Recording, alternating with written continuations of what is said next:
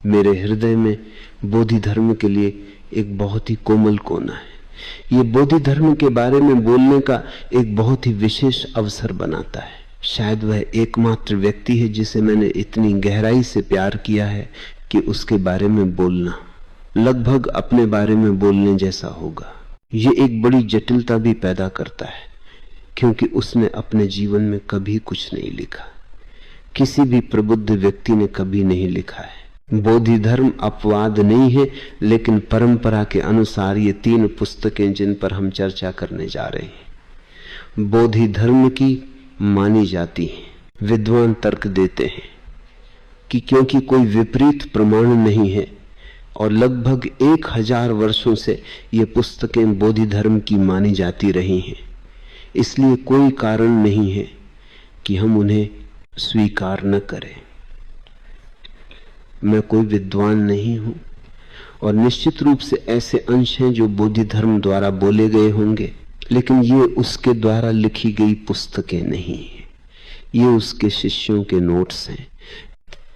ये एक प्राचीन परंपरा थी कि जब कोई शिष्य गुरु से नोट्स लेता है तो वो उन नोट्स पर अपना नाम नहीं डालता है, क्योंकि उसमें से कुछ भी उसका नहीं है, ये गुरु से आया है। लेकिन बोधि धर्म को उतनी ही आत्मीयता से जानते हुए जितनी आत्मीयता से मैं उसे जानता हूं, इसमें बहुत सी भ्रांतियां हैं जो तभी संभव हैं जब कोई और नोट्स ले रहा हो और उसका अपना मन उसमें प्रवेश कर गया हो। उसने बोधि धर्म की व्याख्या की है और वह भी बहुत समझदारी के साथ नहीं। इन सूत्रों में प्रवेश करने से पहले बोधि धर्म के बारे में कुछ बातें जानना अच्छा होगा। इससे आपको उस व्यक्ति का स्वाद मिलेगा और ये समझने का एक तरीका मिलेगा कि इन पुस्तकों में क्या उसका है और क्या उसका नहीं है। ये एक बहुत ही अजीब टिप्पणी होने जा रही है। बोधि धर्म का जन्म 14 शताब्दियों पहले दक्षिण भारत के एक राजा के पुत्र के रूप में हुआ था। एक बड़ा साम्राज्य था, पल्लवों का साम्राज्य। वह अपने पिता का तीसरा पुत्र था, लेकिन सब कुछ देखते हुए वह जबरदस्त बुद्धिमत्ता का व्यक्ति था। उसने राज्य का त्याग कर दिया। वो संसार के विरुद्ध नहीं था, लेकिन वह तुच्छ बातों में, फालतू के कामों में अपना समय बर्बाद करने के लिए तैयार नहीं था। उसकी पूरी चिंता अपने स्वभाव को जानने की थी, क्योंकि इसे जाने बिना आपको मृत्यु को अंत के रूप में स्वीकार करना होगा। सभी सच्चे साधक वास्तव में मृत्यु के विरुद्ध लड़ते रहे। बर्ट्रैंड रसेल ने एक बयान दिया है कि यदि मृत्यु नहीं होती तो कोई धर्म नहीं होता। इसमें कुछ सच्चाई है। मैं पूरी तरह सहमत नहीं होऊंगा, क्योंकि धर्म एक विशाल महाद्वीप है।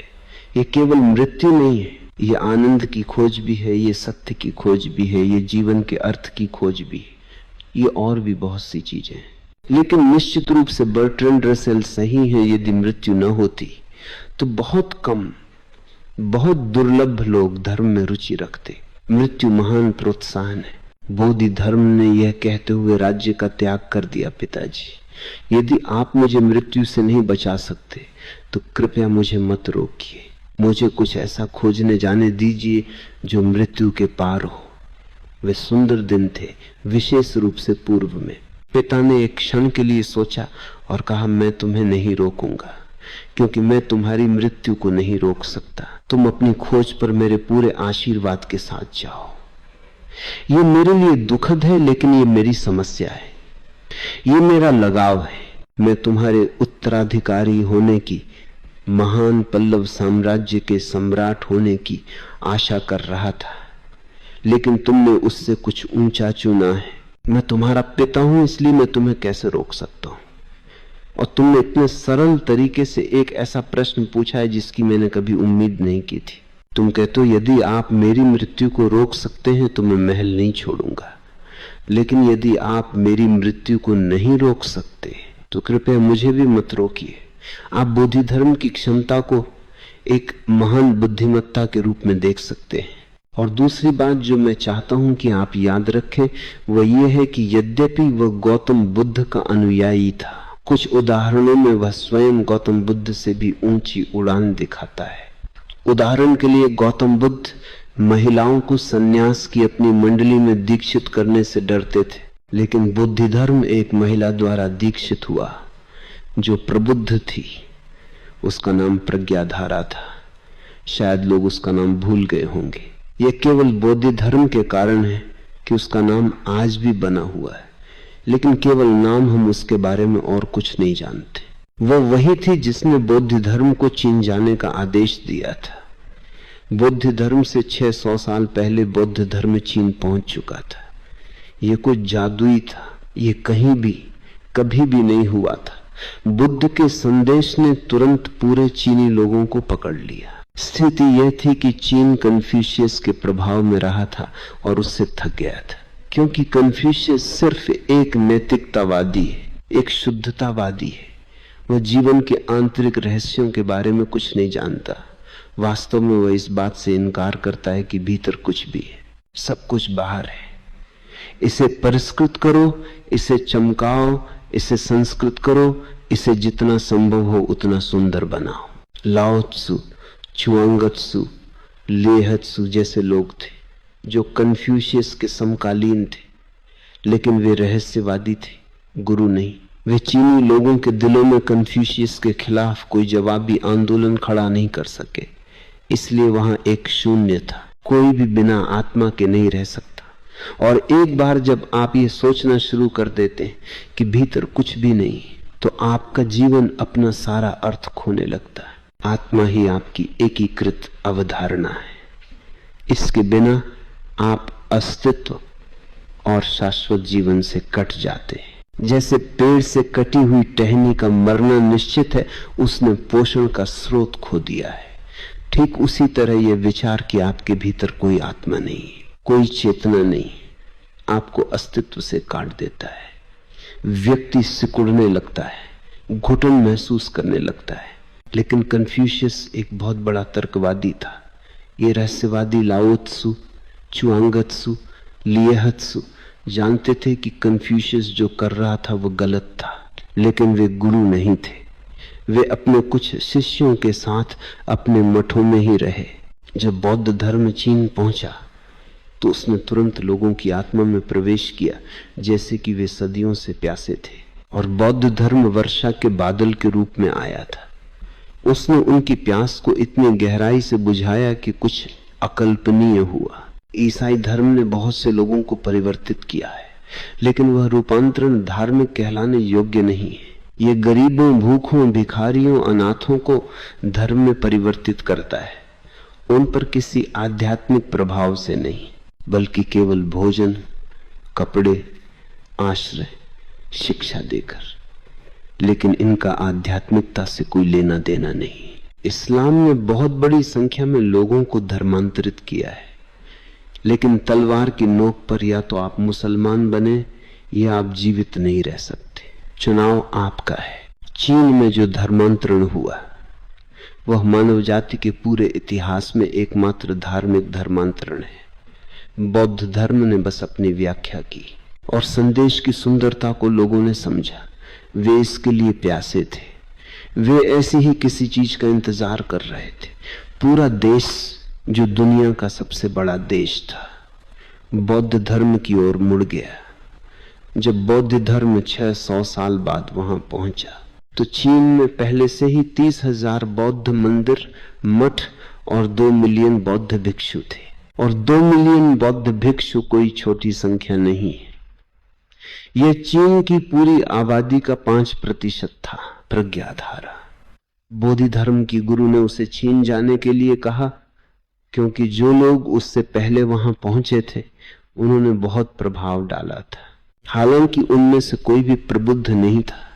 वे महान विद्वान थे, बहुत अनुशासित लोग थे, बहुत ही प्रेमपूर्ण और शांत और करुणामय थे, लेकिन उनमें से कोई भी प्रबुद्ध नहीं था।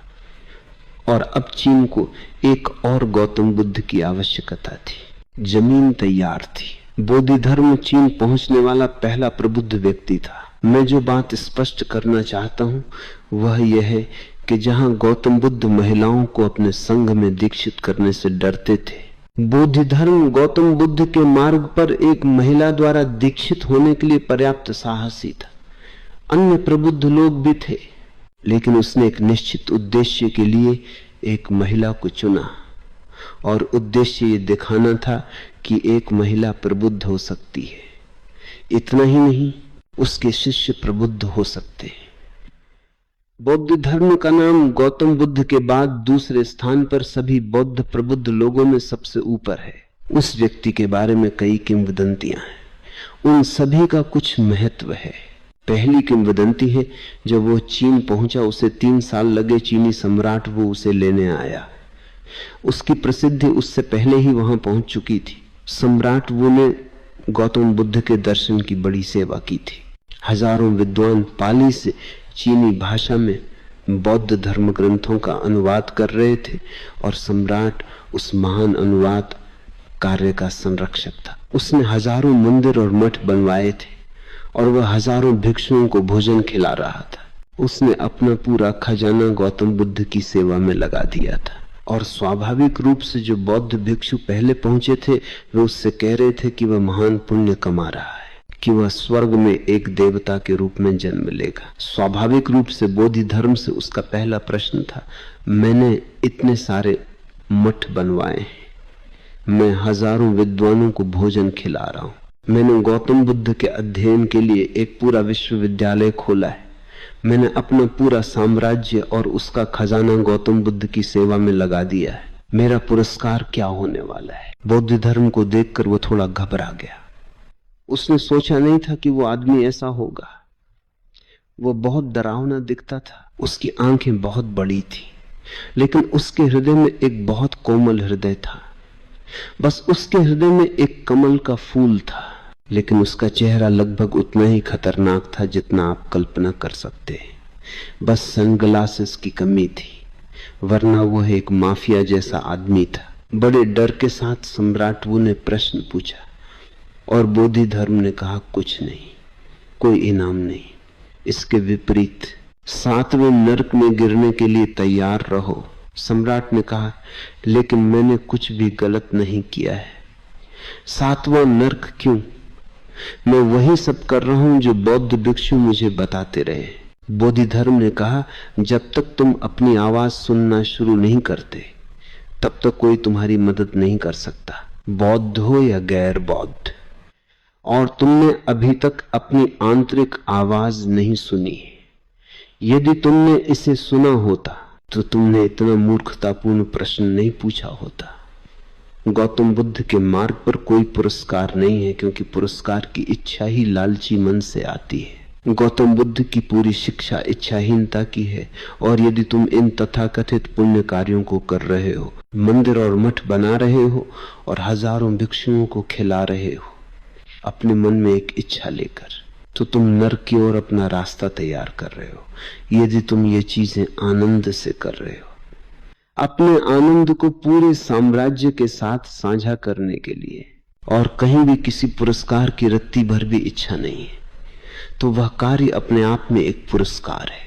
अन्यथा तुमने पूरी बात ही खो दी है। सम्राट वू ने कहा, मेरा मन विचारों से इतना भरा हुआ है, मैं मन की शांति पाने की कोशिश कर रहा हूं, लेकिन मैं असफल रहा हूं।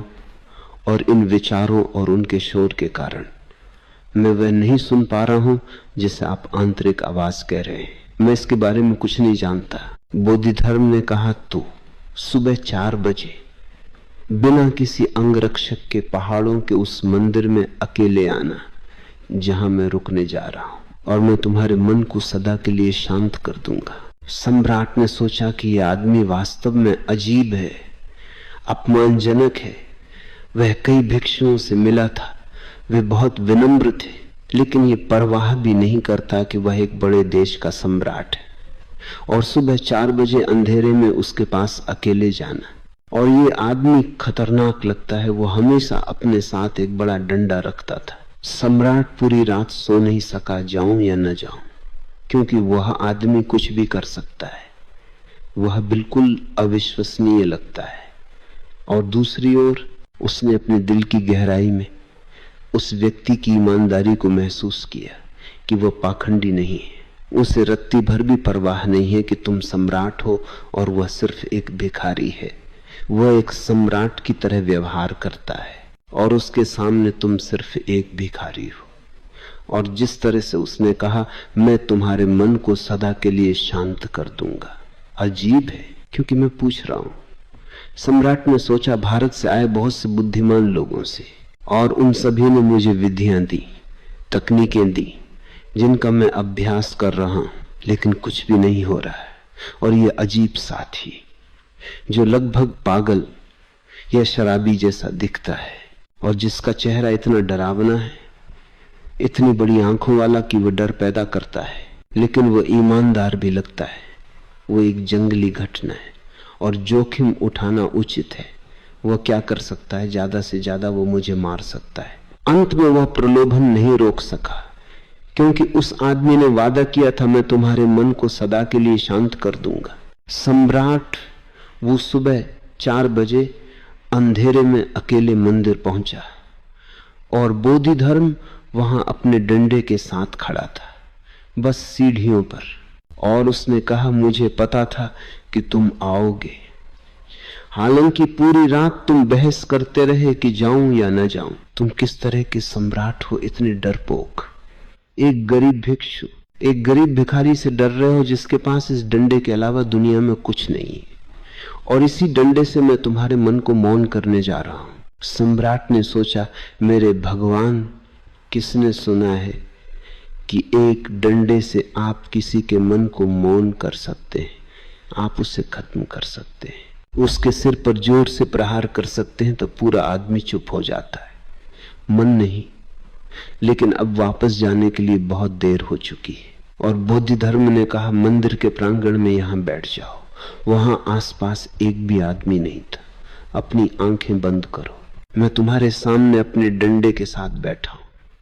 तुम्हारा काम मन को पकड़ना है। बस अपनी आंखें बंद करो और इसे खोजने के लिए भीतर जाओ। ये कहां है? जैसे ही तुम इसे पकड़ लो, बस मुझे बता देना यहां है, और मेरा डंडा बाकी काम कर देगा। यह सत्य या शांति या मौन के किसी भी साधक का अब तक का सबसे अजीब अनुभव था, लेकिन अब कोई और रास्ता नहीं था। सम्राट वहां बंद आंखों से बैठा था, ये अच्छी तरह जानते हुए कि बोधिधर्म जो कहता है उसका मतलब वही होता है। उसने सब तरफ देखा, वहां कोई मन नहीं था। उस डंडे ने अपना काम कर दिया। पहली बार वह ऐसी स्थिति में था। चुनाव, यदि आप मन को पा लेते तो कोई नहीं जानता कि यह आदमी अपने डंडे से क्या करने वाला है। और उस शांत पहाड़ी स्थान पर बोधिधर्म की उपस्थिति में, जिसका अपना एक करिश्मा है, कई प्रबुद्ध लोग हुए हैं, लेकिन बोधिधर्म अलग, अकेला खड़ा है, एक एवरेस्ट की तरह। उसका हर कार्य अनूठा और मौलिक है। उसके हर इशारे पर उसके अपने हस्ताक्षर हैं। वह उधार नहीं है। उसने मन को खोजने की बहुत कोशिश की, और पहली बार उसे मन नहीं मिला। ये एक छोटी सी रणनीति है। मन केवल इसलिए अस्तित्व में है क्योंकि आप उसे कभी नहीं खोजते। वह केवल इसलिए अस्तित्व में है क्योंकि आप उसके प्रति कभी सचेत नहीं होते। जब आप उसे खोज रहे होते हैं तो आप उसके प्रति सचेत होते हैं, और जागरूकता निश्चित रूप से उसे पूरी तरह से मार देती है। घंटे बीत गए और शांत पहाड़ों में सूरज उग रहा था, ठंडी हवा चल रही थी। बोधिधर्म सम्राट वू के चेहरे पर ऐसी शांति, ऐसा मौन, ऐसी स्थिरता देख सकता था जैसे कि वो कोई मूर्ति हो। उसने उसे हिलाया और पूछा, काफी समय हो गया है, क्या तुम्हें मन मिला? सम्राट वू ने कहा, अपने डंडे का उपयोग किए बिना आपने मेरे मन को पूरी तरह से शांत कर दिया है। मेरे पास कोई मन नहीं है, और मैंने वो आंतरिक आवाज सुनी है जिसके बारे में आपने बात की थी। अब मुझे पता है कि आपने जो कुछ भी कहा था वो सही था। आपने मुझे बिना कुछ किए बदल दिया है। अब मैं जानता हूं कि प्रत्येक कार्य को अपने आप में एक पुरस्कार होना चाहिए, अन्यथा उसे मत करो। तुम्हें इनाम देने वाला वहां कौन है? ये एक बचकानी धारणा है। तुम्हें सजा देने वाला वहां कौन है? तुम्हारा कर्म ही सजा है और तुम्हारा कर्म ही तुम्हारा इनाम है। तुम अपने भाग्य के स्वामी हो। बोधिधर्म ने कहा, तुम एक दुर्लभ शिष्य हो। मैं तुमसे प्रेम करता हूं, मैं तुम्हारा सम्मान करता हूं, एक सम्राट के रूप में नहीं, बल्कि एक ऐसे व्यक्ति के रूप में जिसमें एक ही बैठक में इतनी जागरूकता, इतना प्रकाश लाने का साहस है कि मन का सारा अंधकार गायब हो जाता है। वो ने उसे महल में आने के लिए मनाने की कोशिश की। उसने कहा, वह मेरी जगह नहीं है, तुम देख सकते हो कि मैं जंगली हूं, मैं ऐसी चीजें करता हूं जो मैं खुद पहले से नहीं जानता, मैं सहजता से पल पल जीता हूं, मैं बहुत अप्रत्याशित हूं। मैं तुम्हारे लिए, तुम्हारे दरबार के लिए, तुम्हारे लोगों के लिए अनावश्यक परेशानी पैदा कर सकता हूं। मैं महलों के लिए नहीं बना हूं, बस मुझे मेरे जंगलीपन में रहने दो। वह इसी पहाड़ पर रहता था जिसका नाम ताई था। दूसरी किंवदंती यह है कि बौद्ध धर्म पहला व्यक्ति था जिसने चाय बनाई। चाय नाम ताई पहाड़ के नाम से आता है, क्योंकि इसे ताई पहाड़ पर बनाया गया था। और किसी भी भाषा में चाय के लिए सभी शब्द उसी स्रोत ताई से लिए गए। अंग्रेजी में ये टी है, हिंदी में ये चाय है। उस चीनी शब्द ताय को चाय के रूप में भी उच्चारित किया जा सकता है। मराठी शब्द बिल्कुल चाय। जिस तरह से बौद्ध धर्म ने चाय बनाई वह ऐतिहासिक नहीं हो सकती, लेकिन महत्वपूर्ण है। वह लगभग हर समय ध्यान करता था और कभी कभी रात में उसे नींद आने लगती थी, इसलिए बस सोने के लिए नहीं, बस अपनी आंखों को सबक सिखाने के लिए उसने अपनी पलकों के सारे बाल निकाल लिए और उन्हें मंदिर के मैदान में फेंक दिया। कहानी यह है कि उन पलकों से चाय की झाड़ियां उगी। वे पहली चाय की झाड़ियां थीं, इसीलिए जब आप चाय पीते तो आप सो नहीं सकते। और बौद्ध धर्म में यह एक दिनचर्या बन गई कि ध्यान के लिए चाय बहुत सहायक होती है, इसलिए पूरा बौद्ध जगत ध्यान के हिस्से के रूप में चाय पीता है, क्योंकि यह आपको सतर्क और जगाए रखता है।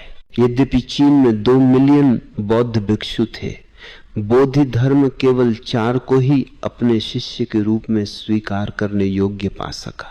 वह वास्तव में बहुत चुनने वाला था। उसे अपना पहला शिष्य हुई को खोजने में लगभग 9 साल लगे, 9 साल तक। और ये एक ऐतिहासिक तथ्य है, क्योंकि प्राचीनतम संदर्भ है।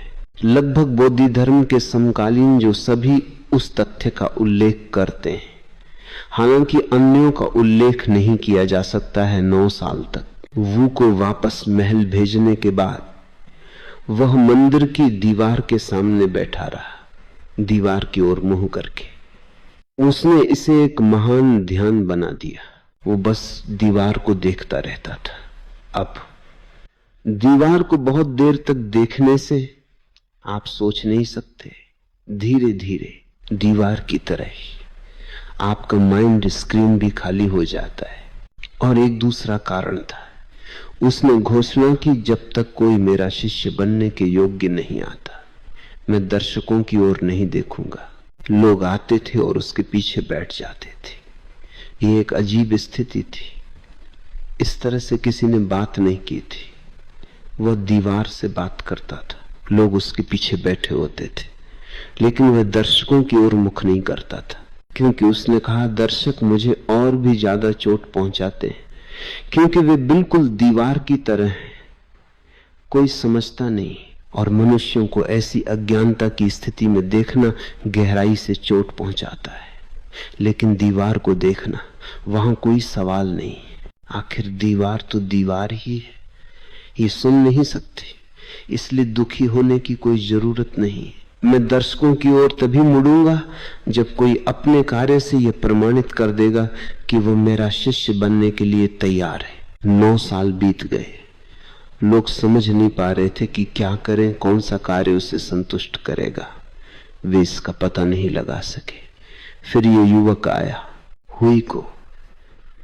उसने तलवार से अपना एक हाथ काट दिया और हाथ बौद्ध धर्म के सामने फेंक दिया और कहा, यह शुरुआत है, या तो आप मुड़े या मेरा सिर आपके सामने गिर जाएगा। मैं अपना सिर भी काटने जा रहा हूं। बौद्ध धर्म मुड़ा और कहा, तुम वास्तव में मेरे योग्य व्यक्ति हो, सिर काटने की कोई जरूरत नहीं, हमें इसका उपयोग करना है। ये आदमी हुई को उसका पहला शिष्य था।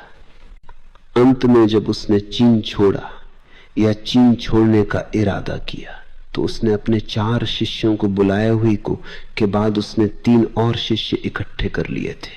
उसने उनसे पूछा सरल शब्दों में, छोटे वाक्यों में, टेलीग्राफिक तरीके से, मुझे अपनी शिक्षाओं का सार बताओ। मैं कल सुबह वापस हिमालय जाने का इरादा रखता हूं और मैं आप चारों में से एक को उत्तराधिकारी के रूप में चुनना चाहता हूं।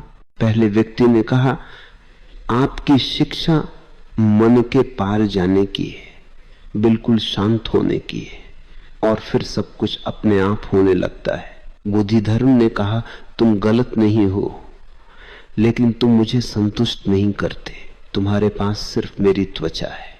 दूसरे ने कहा, ये जानना कि मैं नहीं हूं और केवल अस्तित्व है, आपकी मौलिक शिक्षा है। बोधिधर्म ने कहा, थोड़ा बेहतर, लेकिन मेरे स्तर के अनुरूप नहीं, तुम्हारे पास मेरी हड्डियां हैं, बैठ जाओ। और तीसरे ने कहा, इसके बारे में कुछ भी नहीं कहा जा सकता, कोई भी शब्द इसके बारे में कुछ भी कहने में सक्षम नहीं है। बोधिधर्म ने कहा, अच्छा है, लेकिन तुमने इसके बारे में पहले ही कुछ कह दिया है, तुमने अपने आप का विरोध किया है, बस बैठ जाओ, तुम्हारे पास मेरा मज्जा है। और चौथा उसका पहला शिष्य हुई को था, जो बिना एक शब्द कहे बोधिधर्म के चरणों में गिर पड़ा। उसकी आंखों से आंसू बह रहे थे। बोधिधर्म ने कहा, तुमने कह दिया, तुम मेरे उत्तराधिकारी होने जा रहे हो। लेकिन रात में बोधिधर्म को किसी शिष्य ने बदला लेने के लिए जहर दे दिया, क्योंकि उसे उत्तराधिकारी नहीं चुना गया था, इसलिए उन्होंने उसे दफना दिया। और सबसे अजीब किंवदंती यह है कि 3 साल बाद वह एक सरकारी अधिकारी को चीन से बाहर हिमालय की ओर जाते हुए मिला। उसके हाथ में उसका डंडा था और डंडे से उसकी एक चप्पल लटकी हुई थी और वह नंगे पैर था। अधिकारी उसे जानता था, कई बार उसके पास जा चुका था, उस आदमी से प्यार करने लगा था, हालांकि वो थोड़ा सनकी था। उसने पूछा, इस डंडे और उससे लटकी हुई एक चप्पल का क्या अर्थ है? बोधिधर्म ने कहा, जल्द ही तुम्हें पता चल जाएगा। यदि तुम मेरे लोगों से मिलो तो बस उनसे कहना कि मैं हमेशा के लिए हिमालय जा रहा हूं। अधिकारी जितनी जल्दी हो सके पहाड़ के उस मठ में पहुंचा जहां बोधिधर्म रह रहा था, और वहां उसने सुना कि उसे जहर दे दिया गया था और उसकी मृत्यु हो गई थी और वहां कब्र थी। अधिकारी ने इसके बारे में नहीं सुना था, क्योंकि वह साम्राज्य की सीमा रेखाओं पर तैनात था। उसने कहा, मेरे भगवान, लेकिन मैंने उसे देखा है और मुझे धोखा नहीं दिया जा सकता, क्योंकि मैंने उसे पहले कई बार देखा है। वह वही आदमी था, वही डरावनी आंखें, वही उग्र और जंगली दृष्टि, और इसके ऊपर वो अपने डंडे पर एक चप्पल ले जा रहा था। शिष्य अपनी उत्सुकता नहीं रोक सके और उन्होंने कब्र खोली। वहां उन्हें जो कुछ मिला वो सिर्फ एक चप्पल थी। और तब अधिकारी समझ गया कि उसने क्यों कहा था, तुम्हें इसका अर्थ पता चल जाएगा, जल्दी ही तुम्हें पता चल जाएगा। हमने ईसा के पुनरुत्थान के बारे में बहुत कुछ सुना है, लेकिन बोधिधर्म के पुनरुत्थान के बारे में किसी ने ज्यादा बात नहीं की है। शायद वह कोमा में था जब उन्होंने उसे दफनाया और फिर वह होश में आया, कब्र से बाहर निकल गया, एक चप्पल वहीं छोड़ दी और दूसरी चप्पल अपने डंडे पर रख ली और योजना के अनुसार वह चला गया। वह हिमालय की शाश्वत बर्फ में मरना चाहता था। वह चाहता था कि उसकी कोई कब्र, कोई मंदिर, उसकी कोई प्रतिमा न हो। वह अपने पीछे पूजा किए जाने के लिए कोई पदचिन्ह नहीं छोड़ना चाहता था। जो उससे प्रेम करते हैं उन्हें अपने स्वयं के अस्तित्व में प्रवेश करना चाहिए, मेरी पूजा नहीं की जानी चाहिए। और वह लगभग हवा में गायब हो गया। किसी ने उसके बारे में कुछ नहीं सुना। क्या हुआ, वह कहां मरा? वह कहीं न कहीं हिमालय की शाश्वत बर्फ में दफन होगा। ये वही व्यक्ति है। और ये 3 छोटे संग्रह हैं जिन्हें हम एक पूरी पुस्तक के रूप में ले रहे हैं। ये उसके लेख नहीं है, क्योंकि वे उस व्यक्ति का कोई गुण नहीं दिखाते। वे विद्वान शिष्यों के नोट्स हैं, इसलिए उनमें मौलिक और अनिवार्य गलतियां, गलतफहमियां, गलत व्याख्याएं होना तय है। वे निर्विचार नो माइंड वाले लोग नहीं हैं। उनके मन नोट्स ले रहे हैं, उनके मन शब्दों का चुनाव कर रहे हैं। बोधि धर्म शब्दों का व्यक्ति नहीं था, वह कर्म का व्यक्ति था। उसके द्वारा पुस्तक लिखने की कोई संभावना नहीं। एक व्यक्ति जो कभी पूजा नहीं जाना चाहता था, एक व्यक्ति जो अपने पीछे अनुसरण किए जाने के लिए कोई पद चिन्ह नहीं छोड़ना चाहता था, वह पुस्तक भी नहीं लिखने जा रहा है, क्योंकि वह अनुसरण किए जाने के लिए पद चिन्ह छोड़ना है। लेकिन मैंने उन पर बोलना चुना है, क्योंकि ये 3 छोटे संग्रह ही एकमात्र ऐसे लेख हैं जो सदियों से बोधि धर्म के माने जाते रहे। उनमें यहां वहां उन लोगों के बावजूद जो नोट्स ले रहे थे, बोधि धर्म का कुछ अंश, कुछ प्रवेश कर गया है। किसी भी विद्वान के लिए अंतर करना कठिन कार्य है कि कौन सा हिस्सा बोधि धर्म का है और कौन सा हिस्सा नोट लेने वाले का है। ये मेरे लिए कोई समस्या नहीं है। मैं अपने अनुभव से जानता हूं कि क्या प्रदूषित नहीं है, बोधि धर्म है, और क्या केवल एक विद्वान का मन है जो उसकी व्याख्या कर रहा है। तो ये साधारण टिप्पणियां नहीं है। एक तरह से बोधि धर्म के बारे में गेहूं को भूसे से अलग करने का ये पहला प्रयास है। पहला कथन कई सड़कें पथ की ओर ले जाती हैं, ये बोधि धर्म द्वारा नहीं कहा जा सकता। वो ये भी नहीं कह सकता कि एक भी रास्ता सत्य की ओर ले जाता है। उसका पूरा दृष्टिकोण ये था कि तुम ही सत्य हो, तुम्हें कहीं नहीं जाना है, तुम्हें जाना बंद करना होगा ताकि तुम घर पर रह सको जहां सत्य है। ये किसी पथ पर चलने का प्रश्न नहीं है, इसके विपरीत ये किसी भी पथ का अनुसरण न करने का, कहीं न जाने का प्रश्न है, ताकि आप यहां हो सके, ताकि आप अभी बस अपने भीतर हो सके। हर रास्ता गुमराह करता है। यही बोधि धर्म का दृष्टिकोण था। ये एक विद्वत्तापूर्ण तरीका है। कई सड़कें पथ की ओर ले जाती, लेकिन मूल रूप से केवल 2 हैं, तर्क और अभ्यास। बोधि धर्म के लिए यह कहना संभव नहीं है। निश्चित रूप से यह नहीं कि तर्क आपको अपने अस्तित्व की परम वास्तविकता तक ले जा सकता है। तर्क मन का हिस्सा है और इससे भी ज्यादा गलत अभ्यास का मार्ग है। इसका मतलब है कि इसे विश्वास पर आधारित होना चाहिए और आपको इसके अनुसार खुद को अभ्यास और अनुशासित करना होगा। आप एक नकलची बन जाएंगे, लेकिन आप अपने असली चेहरे पर नहीं आ पाएंगे। किसी अभ्यास की आवश्यकता नहीं। आप वास्तव में वही हैं जहां आपको होने की आवश्यकता है। ये सिर्फ इतना है कि आप चलते रहते, गोल गोल घूमते रहते, लेकिन अपने अस्तित्व में कभी स्थिर नहीं होते। अपने अस्तित्व में उस स्थिरता के न तो कई रास्ते हैं और न ही 2 रास्ते। तर्क द्वारा प्रवेश करने का अर्थ है शिक्षा के माध्यम से सार को समझना। इसका मतलब है कि जानकारी किसी और से आती है और ये विश्वास करना कि सभी जीवित चीजें एक ही सच्चे स्वभाव को साझा करती हैं। बोधि धर्म विश्वास शब्द का प्रयोग नहीं कर सकता। वह विश्वास शब्द का प्रयोग करने वाला अंतिम व्यक्ति होगा, क्योंकि विश्वास केवल अंधे लोग पैदा करता है। विश्वास कभी आपकी आंखें नहीं बनता, ये आपके लिए कभी प्रकाश नहीं लाता, बल्कि केवल पूर्वाग्रह, राय, विचारधाराएं लाता है।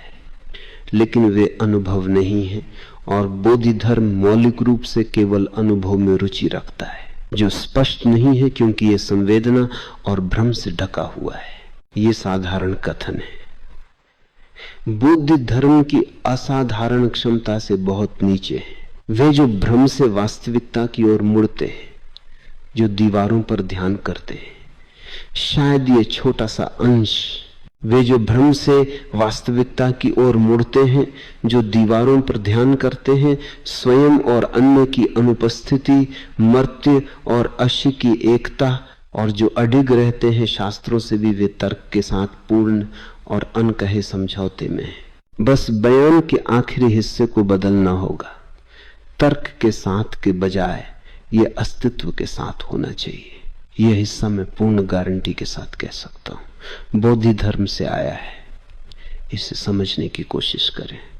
जो दीवारों पर ध्यान करते हैं, इसका अर्थ है वे जो विचारों को छोड़ना शुरू करते हैं, मन को छोड़ते हैं। जिनका मन का पर्दा बस एक दीवार की तरह हो जाता है, कोई हलचल नहीं, शुद्ध स्थिरता, वे स्वयं की अनुपस्थिति को समझने लगते हैं कि आपके भीतर कोई अहंकार नहीं है, कि कोई ऐसा नहीं है जो कह सके मैं हूं, अस्तित्व है, मैं नहीं हूं, अहम, शून्यता, नो सेल्फनेस गौतम बुद्ध के मूल सिद्धांतों में से एक है। और बोधि धर्म निश्चित रूप से इससे सहमत होगा, क्योंकि ये उस पूरी क्रांति की नींव है जो गौतम बुद्ध ने पैदा की थी। मृत्यु और अशी की एकता वह स्वयं गौतम बुद्ध भी नहीं कह सकते, केवल बोधि धर्म। पूरी दुनिया में, पूरे इतिहास में एक अकेला व्यक्ति कि साधारण मनुष्य और राशि अलग नहीं है, उनके पास केवल अलग व्यक्तित्व है, मुखौटे हैं, लेकिन उनकी व्यक्तिपरकता के अंतरतम भाग में वे बिल्कुल एक जैसे हैं। पापी और संत एक ही है।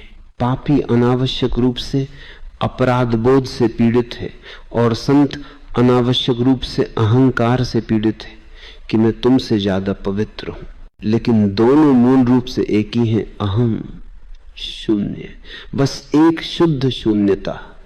और जो अडिग रहते हैं शास्त्रों से भी, शास्त्र चाहे कुछ भी कहें, इन लोगों को, इन ध्यानी लोगों को नहीं बदल सकते। जो शून्यता को जान गए, जो अहम शून्यता को जान गए, जो अहंकार द्वारा बिना किसी संदूषण की शुद्ध चेतना को जान गए, भले ही सभी शास्त्र कहें कि यह सही नहीं है, वे इससे विचलित होने वाले नहीं हैं। कोई भी शास्त्र उन्हें परेशान नहीं कर सकता। वे अस्तित्व के साथ पूर्ण और अनकहे समझौते में हैं, तर्क के साथ नहीं। कथन का वह छोटा सा हिस्सा बोधि धर्म का नहीं है, तो अस्तित्व के साथ मांद्र का फ्राम के नेक्स पे वो उस व्यक्ति द्वारा जोड़ा गया है जो पुस्तक लिख रहा है। बिना हिले डुले, बिना प्रयास के वे प्रवेश करते। हम कहते हैं तर्क द्वारा। फिर से बयान निश्चित रूप से बोधि धर्म का लगता है, बिना हिले डुले, क्योंकि कहीं जाने की जरूरत नहीं है। खुद को खोजने के लिए आपको निश्चल मौन की स्थिति में होना होगा, बिना हिले डुले, और निश्चित रूप से बिना किसी प्रयास के, क्योंकि प्रयास हलचल लाएगा। आपको बस प्रयासहीन और निश्चल होना है और बस शांत रहना है, जैसे कि आप नहीं हैं। वे अस्तित्व के हृदय में प्रवेश करते हैं। अभ्यास द्वारा प्रवेश करना चार सर्व समावेशी अभ्यासों को संदर्भित करता है। मुझे नहीं लगता कि ये कथन बौद्ध धर्म से आ रहे हैं, हालांकि वे बौद्ध धर्म ग्रंथों से आ रहे हैं, इसलिए हम उन पर थोड़ी नजर डालेंगे। अन्याय सहना, ये बौद्ध धर्म ग्रंथों से आ रहा है। पहली बात, बौद्ध धर्म नहीं कह सकता, लेकिन गौतम बुद्ध कह सकते, और ये एक बहुत ही जटिल कथन है। अन्याय सहना, परिस्थितियों के अनुकूल होना, ये एक व्यक्ति को संतुष्ट होने में मदद कर सकता है, लेकिन ये उससे सारी विद्रोहशीलता छीन लेता है। अन्याय सहने को दोनों पक्षों से देखना पड़ेगा। एक पक्ष कर्म के नियम के हिस्से के रूप में अन्याय को सहना है। आपके पिछले जीवन के बुरे कर्मों ने इसे बनाया है। ये सिर्फ एक सजा है, बिना शिकायत किए, बिना विद्रोह किए इसे सहे। ये निश्चित रूप से एक सतही संतोष पैदा करेगा, लेकिन ये कुछ बहुत सुंदर नष्ट कर देगा आपका व्यक्तित्व। ये आपके भीतर के विद्रोही को नष्ट कर देगा। ये विद्रोही की एक तरह की आत्महत्या है। ये निश्चित रूप से गौतम बुद्ध द्वारा सिखाया गया है, और इसलिए मैं हमेशा कहता रहा हूं कि भारत की गरीबी, 2000 साल की गुलामी में गौतम बुद्ध का कुछ हाथ है। जब आप लोगों को बिना शिकायत किए अन्याय सहना सिखाते और अपने आसपास होने वाली किसी भी स्थिति के अनुकूल होना सिखाते। उदाहरण के लिए गुलामी इसके अनुकूल होना। गौतम बुद्ध का प्रभाव महान था, ये भारत के हृदय में गहराई तक गया, और यही उसकी गरीबी, उसकी लंबी गुलामी का कारण था। कोई भी देश 2000 साल तक गुलामी में नहीं रहा है, और आज भी जब तथाकथित स्वतंत्रता आई है, भारतीय मन अभी भी मनोवैज्ञानिक रूप से गुलाम है। उदाहरण के लिए, जब रविंद्रनाथ टैगोर को उनकी गीतों की पुस्तक गीतांजलि, गीतों का अर्पण के लिए नोबेल प्राइज मिला, तो वह पुस्तक बंगाली और हिंदी में पहले से ही 20 वर्षों से अस्तित्व में थी। किसी ने इस पर ध्यान तक नहीं दिया। लेकिन जब इसे नोबेल प्राइज मिला, जब इसका अंग्रेजी में अनुवाद हुआ, तो तुरंत रविंद्रनाथ टैगोर एक वैश्विक हस्ती बन गए। वह कलकत्ता में रहते थे और कलकत्ता विश्वविद्यालय उन्हें मानद डॉक्टरेट की उपाधि देना चाहता था, लेकिन उन्होंने मना कर दिया।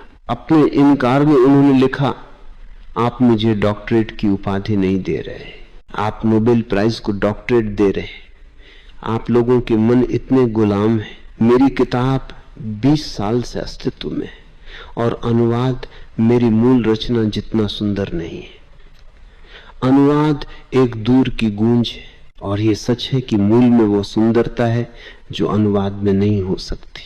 कविता का एक भाषा से दूसरी भाषा में अनुवाद नहीं किया जा सकता, केवल गद्य का अनुवाद किया जा सकता है, क्योंकि हर भाषा की अपनी बारीकियां होती हैं और कविता में वे बारीकियां इतनी प्रमुख भूमिका निभाती हैं कि आप उन्हें आसानी से दूसरी भाषा में नहीं ले जा सकते। गौतम बुद्ध निश्चित रूप से भारत की गुलामी, गरीबी के लिए जिम्मेदार हैं।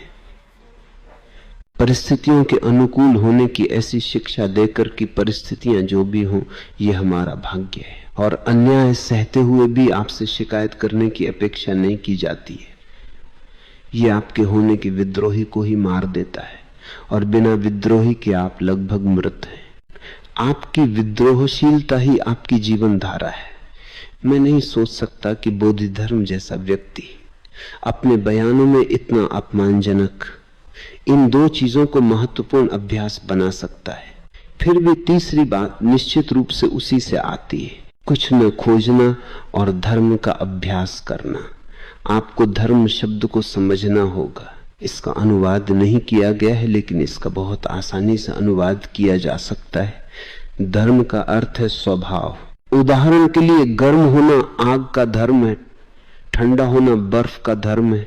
स्वभाव, मनुष्य का स्वभाव क्या है?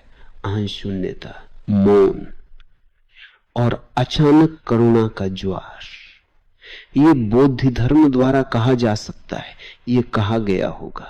और इसके पहले एक शर्त है, कुछ न खोजना। हर खोज आपको अपने आप से दूर ले जाने वाली है, इसलिए न खोजना बोधि धर्म की शिक्षा के अनिवार्य तत्वों में से एक है। कहीं मत जाओ, अपनी पूरी ऊर्जा को अंदर की ओर खींचो, अपनी सारी पंखुड़ियां बंद करो और बस भीतर रहो, और आप अनुभव करेंगे कि धर्म क्या है, स्वभाव क्या है। फिर उसका अभ्यास करें, फिर ऐसे कार्य करें जैसे कि आप कोई नहीं है, फिर बड़ी करुणा के साथ कार्य करें, फिर अपने पूरे जीवन को बस एक उपस्थिति रहने दें, व्यक्ति नहीं, क्योंकि आपके भीतर कोई अहंकार नहीं है। पहला, अन्याय सहना। जब वे जो पथ की खोज करते, प्रतिकूल परिस्थितियों का सामना करते, तो उन्हें अपने आप में सोचना चाहिए, बीते अनगिनत युगों में मैं सार से तुच्छ की ओर मुड़ गया हूं और अस्तित्व के सभी प्रकारों में भटक गया हूं। अक्सर बिना कारण क्रोधित होता रहा हूं और अनगिनत अपराधों का दोषी रहा हूं। अब हालांकि मैं कुछ गलत नहीं करता, मुझे अपने अतीत की सजा मिल रही है। ये शब्द उस व्यक्ति के हैं जो नोट्स लिख रहा है, न तो देवता और न ही मनुष्य ये अनुमान लगा सकते हैं कि कोई बुरा कर्म कब अपना फल देगा। मैं इसे खुले दिल से और अन्याय की शिकायत के बिना स्वीकार करता हूं। ये शब्द निश्चित रूप से बोधि धर्म के नहीं है। सूत्र कहते हैं, जब आप प्रतिकूल परिस्थितियों से मिले तो परेशान न हो, क्योंकि इसका अर्थ बनता है ऐसी समझ के साथ आप तर्क के साथ तालमेल में और अन्याय सहकर आप पथ पर प्रवेश करते। बोधि धर्म के इन शब्दों पर कोई हस्ताक्षर नहीं है। दूसरा, परिस्थितियों के अनुकूल होना। मृत्यु के रूप में हम परिस्थितियों द्वारा शासित होते हैं, अपने द्वारा नहीं। फिर से ये बोधि धर्म से नहीं, बोधि धर्म ये नहीं कह सकता कि हम परिस्थितियों द्वारा शासित होते हैं और अपने द्वारा नहीं। पहली बात तो यह है कि हम शासित नहीं हैं, हम केवल शुद्ध शून्यता है। और शुद्ध शून्यता पर कौन शासन कर सकता है? एक व्यक्ति के रूप में आप शासित हो सकते हैं, लेकिन एक उपस्थिति के रूप में आप शासित नहीं हो सकते। और परिस्थितियों को अपने से अधिक महत्वपूर्ण बनाना फिर से निहित स्वार्थों, शोषकों, परजीवियों का समर्थन करना है। बोधि धर्म दुनिया की सबसे महान विद्रोही आत्माओं में से एक है। यदि हमें किसी बड़े पुरस्कार जैसे प्रसिद्धि या भाग्य का आशीर्वाद मिलता है तो ये अतीत में हमारे द्वारा बोए गए बीज का फल है। फिर से ये बोधि धर्म नहीं है। बोधि धर्म अतीत या भविष्य में विश्वास नहीं करता, उसका भरोसा सिर्फ वर्तमान में है। और आप जो कुछ भी करते हैं उसका परिणाम साए की तरह कार्य के तुरंत बाद होगा।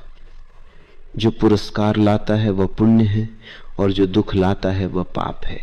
वह एक सरल आदमी है, वह कोई जटिल दार्शनिक नहीं है और वह किसी भी तरह से निहित स्वार्थों के समर्थन में नहीं है। जब परिस्थितियां बदलती तो ये समाप्त हो जाता है। इसके अस्तित्व में आनंद क्यों ले?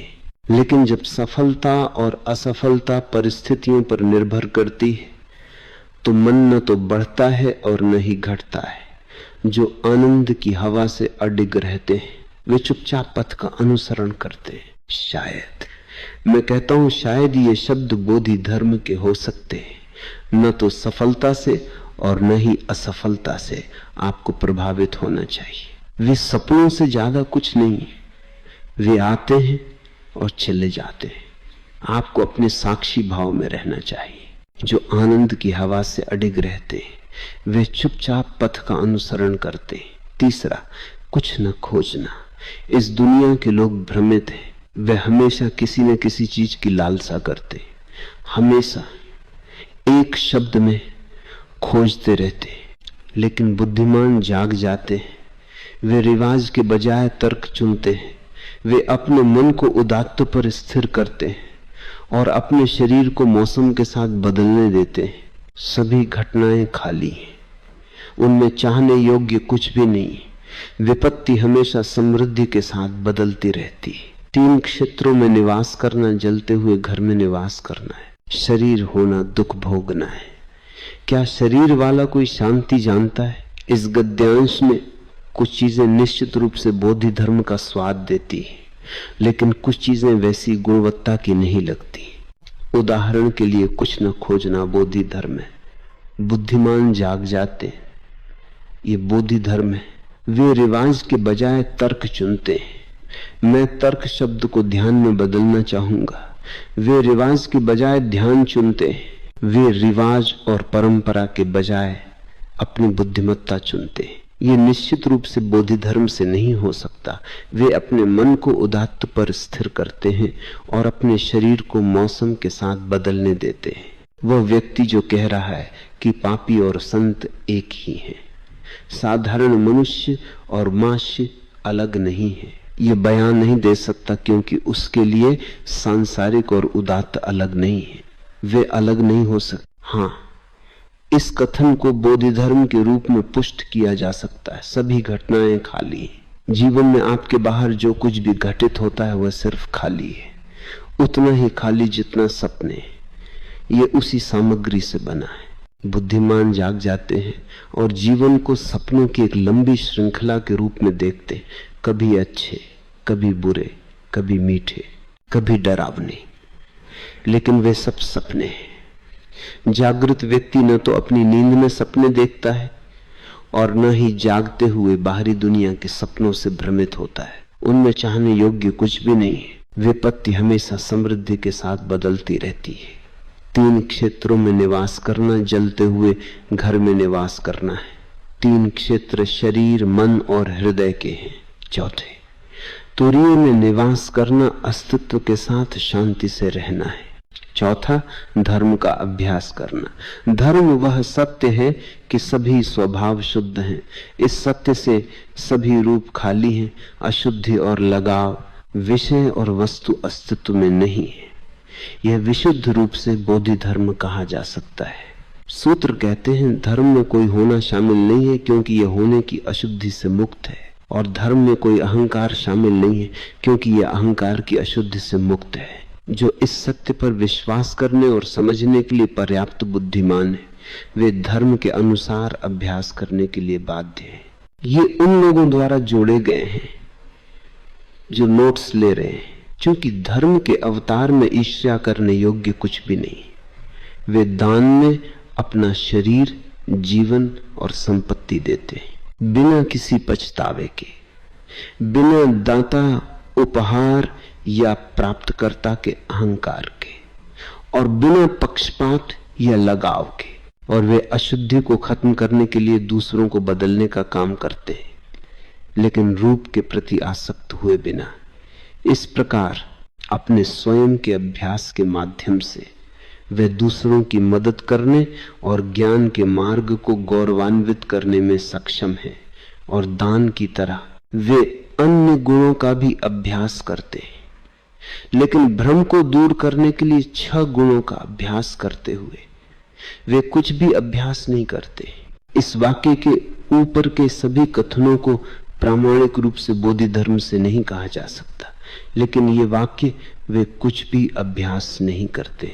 जो लोग पहले दर्ज की गई इन सभी चीजों का अभ्यास कर रहे हैं, वे कुछ भी अभ्यास नहीं कर रहे, क्योंकि यदि दुनिया केवल एक सपनों की दुनिया है तो चाहे आप चोर हो या दान के महान व्यक्ति, इससे कोई फर्क नहीं पड़ता।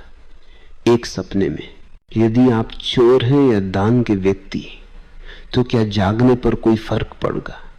क्या आप अच्छा महसूस करेंगे कि आप दान के इतने बड़े व्यक्ति थे, या क्या आप शर्मिंदा महसूस करेंगे कि सपने में आप चोर थे? दोनों सपने थे, साबुन के बुलबुले थे, उनका कोई मतलब नहीं। बोधि धर्म को जानते हुए मैं ठीक ठीक कह सकता हूं कि उसके शब्द क्या हैं। वे कुछ भी अभ्यास नहीं करते हैं। वे लोग जो ऊपर बताई गई चीजों का अभ्यास कर रहे हैं, यही धर्म के अभ्यास का अर्थ है। बोधि धर्म कह रहा है ये जानना कि आप जो कुछ भी अभ्यास कर रहे हैं वो कुछ भी नहीं है, यही जानना, यही समझ धर्म का अभ्यास करना कहलाती है। जो इसे समझते हैं वे अपने आप को अस्तित्व में मौजूद हर चीज से अलग कर लेते हैं और कुछ भी कल्पना करना या खोजना बंद कर देते हैं। सूत्र कहते हैं खोजना दुख भोगना है, कुछ न खोजना परमानंद है। ये शुद्ध बोधि धर्म है। जब आप कुछ नहीं खोजते तो आप पथ पर होते। तो ये निरंतर प्रयास होने जा रहा है कि रेखाएं खींची जाएं, कि वास्तव में बोधि धर्म के कथन कौन से हैं और इन पुस्तकों के लेखकों, इन नोट्स के लेखकों के कथन कौन से हैं।